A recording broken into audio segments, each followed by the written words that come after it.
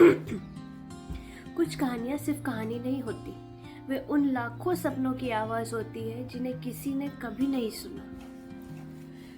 मैं भी आज आपको ऐसी कहानी सुनाने जा रही हूँ जो आज की स्थिति से जुड़ी हुई है। आरव एक साधारण किसान का बेटा था। उसके पिता ने अपनी छोटी सी जमीन का हिस्सा बेच दिया था कि वो अच्छी कोचिंग कर सके। माँ हर सुबह भगवान के सामने दीपक जलाती, सिर्फ एक ही दुआ करती कि मेरा बेटा मेहनत करे और सफल हो जाए। 4 साल तक आरव ने कोई त्योहार नहीं मनाया, दोस्तों से दूरी बना ली और हर दिन सिर्फ एक सपना देखा, एक सरकारी नौकरी का। आखिरकार परीक्षा का दिन आया। वो पूरे विश्वास के साथ परीक्षा देकर लौटा। घर में उम्मीद की रोशनी थी। माँ ने कहा, इस बार मेरा बेटा जरूर जीत के आएगा।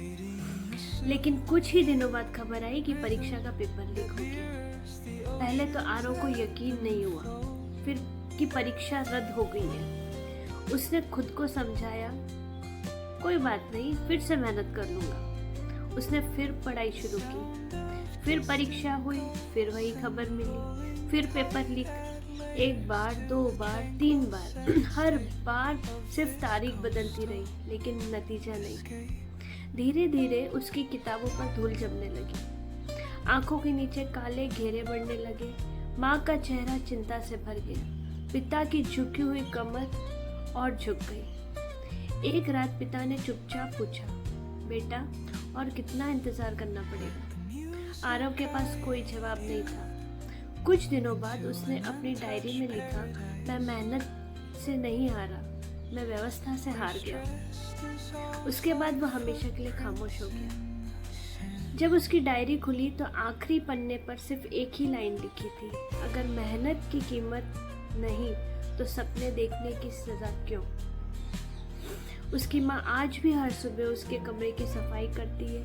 पिता आज भी दरवाजे की ओर देखते हैं, जैसे बेटा किताब लेकर बाहर आ जाएगा और कहेगा, इस बार मेरा सिलेक्शन हो गया है पिताजी। लेकिन वह आवाज़ कभी नहीं आती। और सबसे दर्दनाक बात, अगले ही दिन अखबार में फिर एक नई परीक्षा की तारीख छप गई।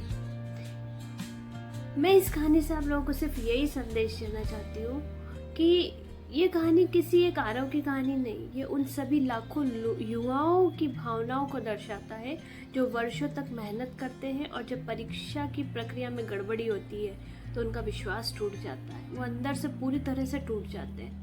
अगर आप भी मानते हैं कि मेहनत करने वाले हर विद्यार्थी को निष्पक्ष अवसर मिलना चाहिए तो इस कहानी को आगे ज़रूर पहुंचाइए, क्योंकि सपने टूटने की आवाज़ हमेशा सुनाई नहीं देती, लेकिन उसका दर्द पूरी ज़िंदगी रहता है। फिर मिलेंगे नई कहानी, नई कविता, नए एहसास के साथ। तब तक के लिए अपना ख्याल रखिएगा।